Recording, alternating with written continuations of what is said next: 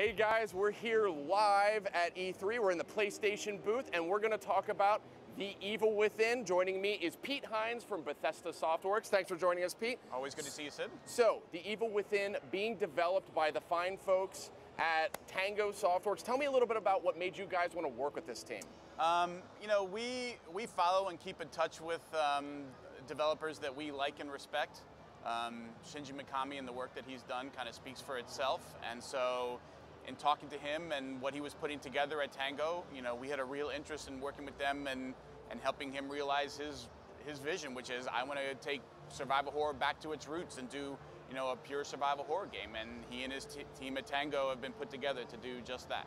And I'll say this, nobody makes a survival horror game quite like these guys. So The Evil Within, like you said, it's a very classic approach.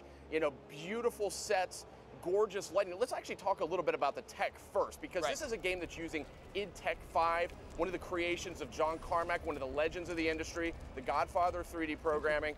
Let's talk about how this tech, though, infuses this game. I mean, it's coming to PS3 and PS4. Right. What is it going to bring to the party? I mean, one of the things that appealed to the guys at Tango about using id Tech is that it's super flexible and it's very clean. So they were able to take it and repurpose it for their own purposes. id Tech was built to make first-person shooters, right?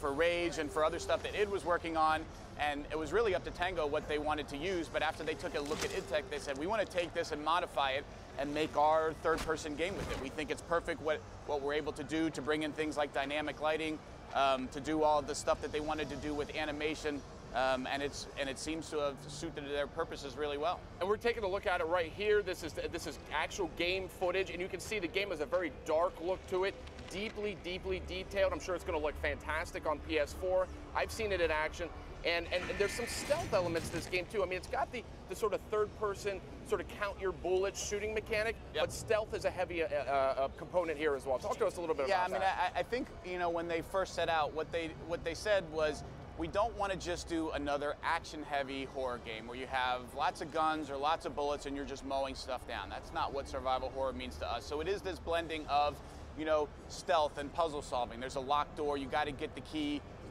It's a little tough to tell from the demo and the gameplay footage, but a lot of this stuff that you're seeing is dynamic. So how the creatures and the enemies will react in the environment is not the same every time. If you die and you go to replay a level, they're not going to move the same way. So you have to think your way through and figure out right opportunities, maybe use distraction.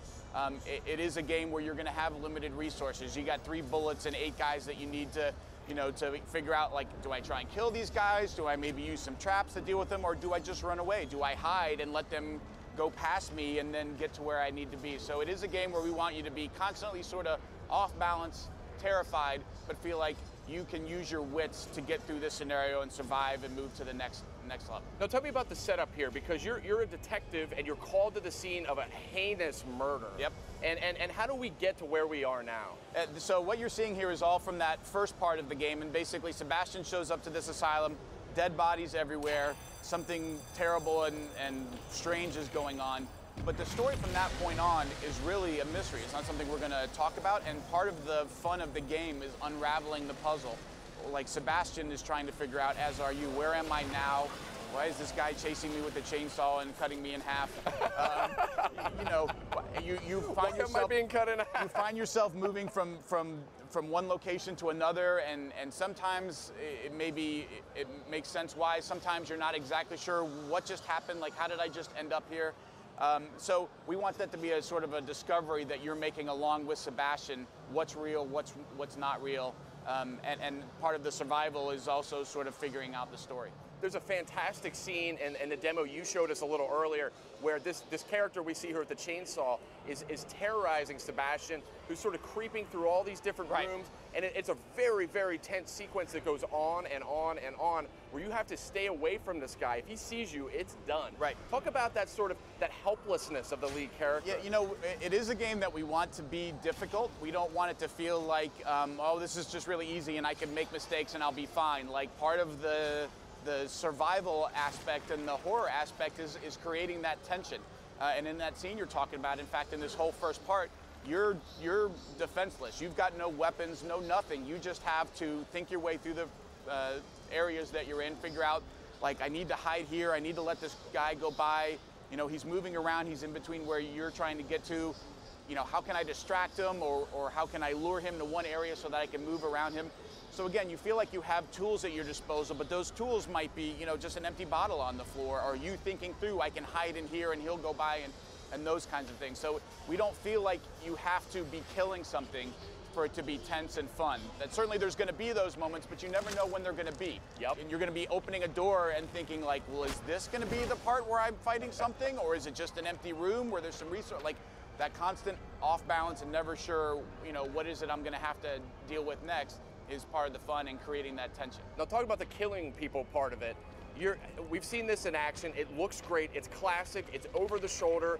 Very few bullets though, so you got to go for headshots. And there's actually some moves that you can do to actually conserve that ammo. I mean, I saw lighting guys on fire, right, for instance, can be a very effective tactic. Yeah, but again, it's one of those things. So first of all, the system is designed such that headshots don't always kill enemies. Oh, and sometimes they go down, and sometimes you'll see them sort of shake it off and keep coming at you, and then you're like, oh, okay, that didn't work out like I planned. Now what? You can shoot a guy's legs and he'll fall down on the ground. Now, maybe you took him down and he's going to stay there, or maybe he's just faking it and waiting for you to get close so he can jump at you. You have matches that you can use to run up on enemies and light them on fire so that you don't have to use up your bullets to finish off an enemy. But again, you're taking that chance. Like, well, he's probably down for good, but if I go to light him on fire, there's also a chance he's going to jump at you. So again, it's that idea that headshots don't always kill, guys that are down aren't always dead. It's not just like, oh, I could just do this and it's not a problem. Again, you never know when the game is going to throw a curveball at you.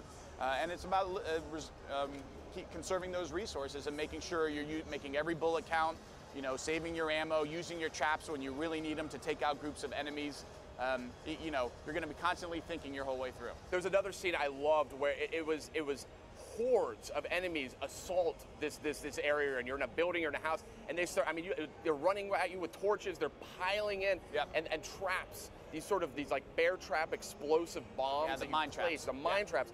Very interesting, and it was very strategic. It was almost not tower defense, but it was like you had to very carefully sort of arrange these to get maximum impact. Can you talk about some of those encounters? Well, so there's two things you touched on there. Number one, traps are a big theme in the game. You're going to see traps get used against you all the time by your enemies and trying to finish you off and kill you, but there are also things that you can find and use to deal with the guys that are trying to get you.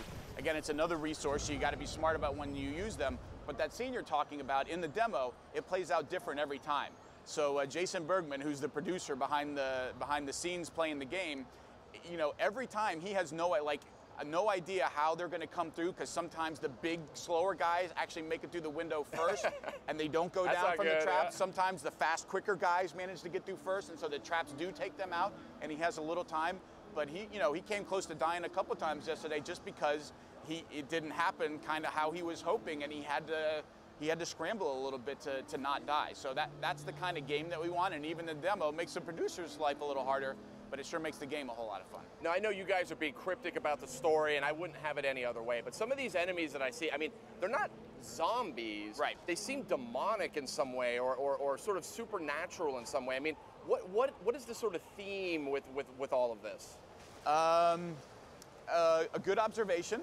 We certainly have plenty of sort of recognizable humanoid enemies to deal with, but then again, like it's Shinji. He's not the father of survival horror for no reason. Like, the guy's got some pretty twisted, warped ideas on how to scare people, and you know, that's one of the things that he's talked about is what used to scare people, like back when he created Resident Evil 1, doesn't really work today. Like things like blood and guts and gore, like that stuff is in all kinds of games now, so it doesn't have the same impact. You aren't like scared or frightened just by, oh, there's blood, and now so you have to figure out new ways to sort of shake people up, and some of the creations that he's come up with, and he and his team have come up with, are going to be introduced along the way, so that just when you feel like you sort of wrapped your head around and like, okay, I can't possibly see anything more horrifying than that last thing, here comes something else. And again, what those are and like where they come from, and do they represent something, or are they something manifested? That's something for you and Sebastian to figure out as you go along. The Evil Within coming out next year on PS3 and PS4. One more question for you, because Bethesda really on a roll. Dishonored, Skyrim, The Evil Within. What's going on? I mean, you guys, I've never seen you in this kind of form. You know what? I mean, we have spent a long time finding and working with a lot of studios to create the kind of games that we're really excited about. And I think when you talk about Ralph and Harvey and the Arcane guys on Dishonored, Todd Howard and his team at Bethesda Game Studios, Shinji Mikami and his team at Tango, the guys from Machine Games that you're going to have up here in a minute, you know, a legacy of making really great stuff, and they all just want their chance to make something great, you know, bringing Elder Scrolls Online to PS4. You know, it's a great time for us. We're continuing to find folks who are really passionate about what they do and have a really great idea, and really it's just about supporting those guys and help them realize those games, and PS3 and PS4 gamers get to enjoy them. And they will, I have no doubt. Thank you, Pete. And coming up next, we're going to check out Wolfenstein: The New Order. But first, let's check in on the trailer for Batman: Arkham Origins.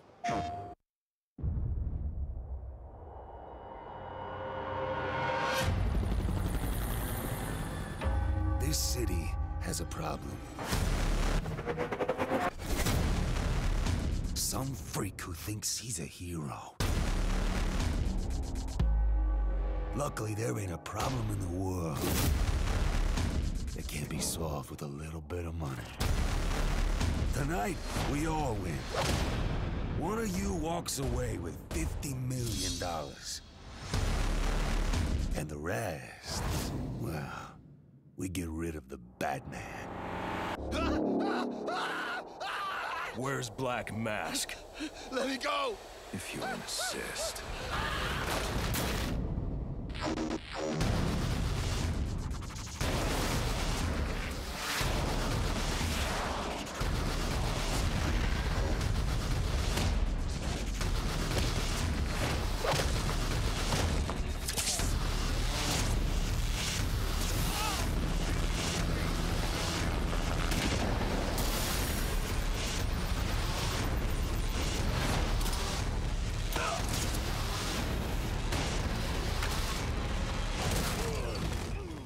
Nice of you to drop in.